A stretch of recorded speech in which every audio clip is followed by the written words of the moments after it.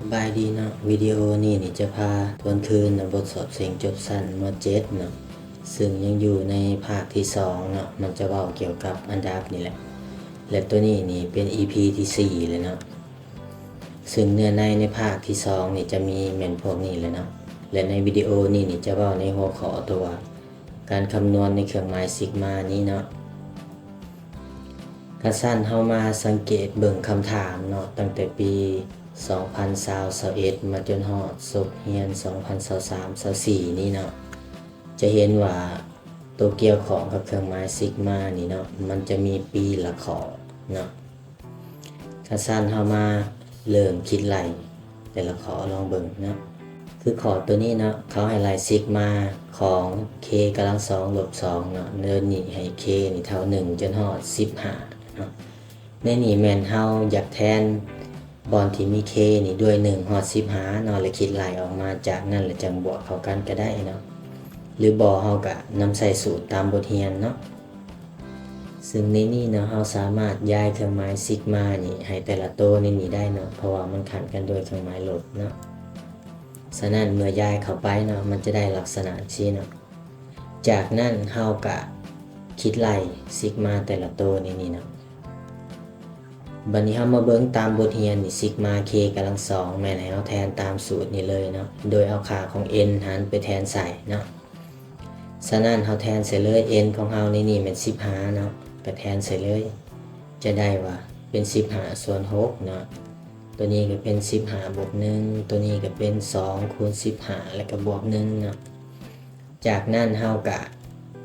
บวกเข้ากันเท่านั้นแต่ละวงเล็บเนาะไล่ออกมาจะได้ลักษณะนี้จากนั้นก็คูณเข้ากันเนาะจะได้ 1,240 จากนั้นมาไล่ซิกมาของ2นี่เนาะซิกมาของ2แม่นเอาเลข2ตัวนี้คูณกับเลขทางเทิงนี่เลยเนาะจะได้2คูณ15นี่จะออก30จากนั้นเอา2อันนี้เนาะมาแทนใส่ในนี้นี่ก็จะได้ลักษณะนี้เนาะเมื่อลบกันออกมาก็จะได้คำตอบแม่น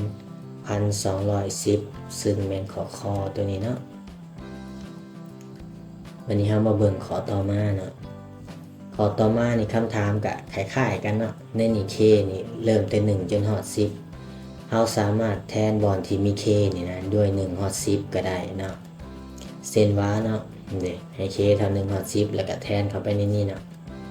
เส้นว่าตัวทำอิฐ k เท่า1เราก็จะได้1กำลัง2ลบ1แล้วก็บวก1เนาะจากนั้นไล่ออกมามันจะออก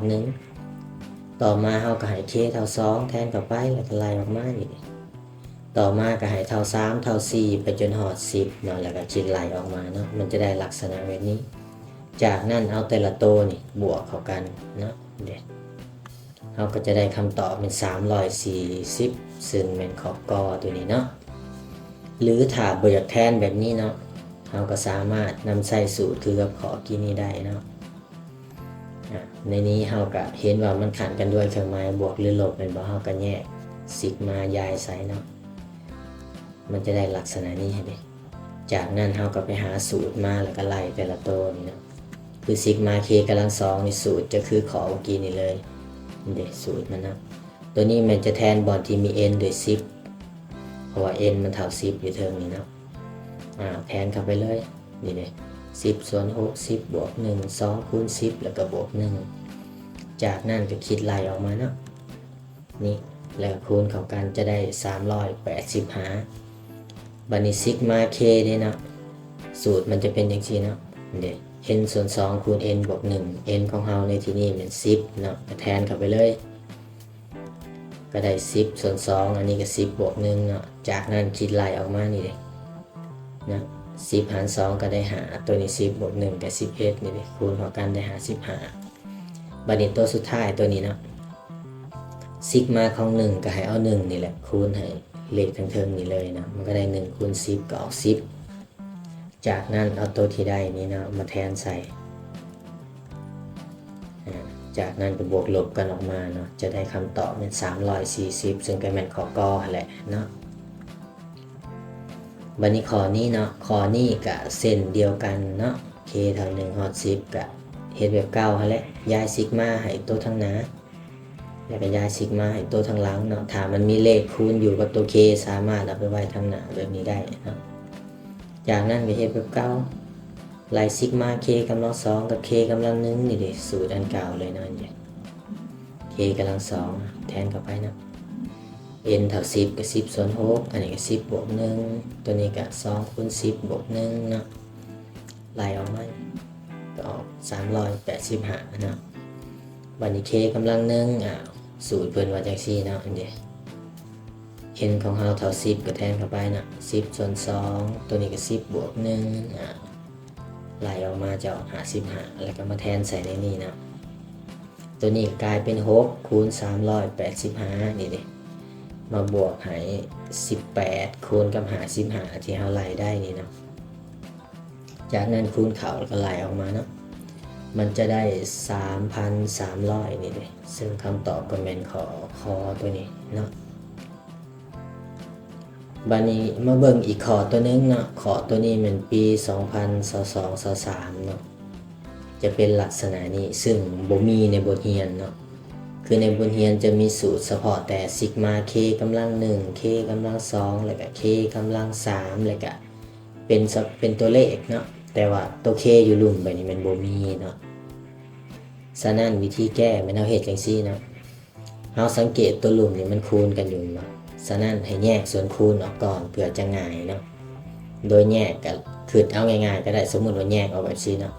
เราจะเห็นว่าเราคูณตัวนี้ขึ้นมานี่เนาะมันจะเป็น k บวก1คูณขึ้นมานี่มันจะเป็นลบ k เนาะ k กับลบ k จะเบิดทั้งเทิงจะเหลือแต่1นั่นเองมันก็จะออกมาเป็นตัวนี้เนาะ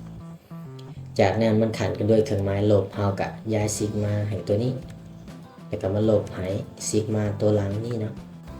ในเมื่อมันบ่มีสูตรเนาะเราจะแทนเหมือนค่าของ k นี่ด้วย1ฮอด10เข้าไปเลยเนาะคือตัวนี้ก็จะเป็นได้แบบนี้เนาะ1ส่วน1 1ส่วน2 1ส่วน3ไปจนฮอด1ส่วน10บัดนี้ตัวทางหลังเนาะเมื่อเราแทน1เข้าไป1บวก1มันจะเป็น2เนาะตัวทับอิฐจะแม่น1ส่วน2แล้วก็1ส่วน3 1ส่วน4ไปเรื่อยๆเมื่อแทน10เข้าไปมันจะเป็น1ส่วน11คือจังซี่เนาะบัดนี้เราสังเกตเห็นว่าตัวทางหน้านี่นะมันลบกับตัวหลังนี่แสดงว่านับแต่ค่า1ส่วน2ฮอด1ส่วน10นี่เนาะมันจะลบกันเบิดเลยนะมันจะเหลือแต่1ทางหน้านี่เนาะกับลบมาลบให้1ส่วน11ทางหลังนี่เนาะฉะนั้นขึ้นพูดรวมและไล่ออกมานี่จะได้อยู่10ส่วน11เนาะซึ่งคำตอบก็คือขอเนาะหวังว่าวิดีโอนี้จะสอนในการทวนคืนเนาะบ่ได้หลายก็ได้หน่อยหนึ่งเนาะผู้ใดสนใจบทเรียนเพิ่มเติมเข้าไปเบิ่งอยู่ในเว็บบล็อกตัวนี้เลยเนาะหรือว่าทางช่อง YouTube ตัวนี้เลยเนาะ